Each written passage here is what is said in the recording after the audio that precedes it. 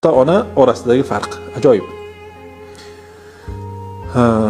Ona seni dunyoga keltirayotganda og'riqdan dod soladi.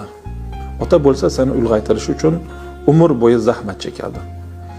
Ona mehr bulog'i, ota hikmat qudug'i. Ona go'zallik va kamolat timsoli, ota jiddiylik va aql timsoli. Ko'zlaringni ochishing bilan seni yaxshi ko'radigan onang. Ko'ziga ko'rinmasang ham seni yaxshi ko'radigan otang.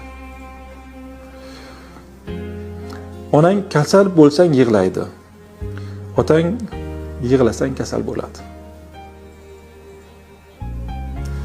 Onang sendagi mas'uliyatni zimmasiga oladi. Otang senda mas'uliyat urug'ini ekadi. Onangni tug'ilishing bilan taniy boshlaysan. Otangni ota bo'lganingdan keyin taniysan. Onang senga hayot bag'ishlaydi. Otang shu hayotni qanday yashashni o'rgatadi. Ona bebaho, ota betakror.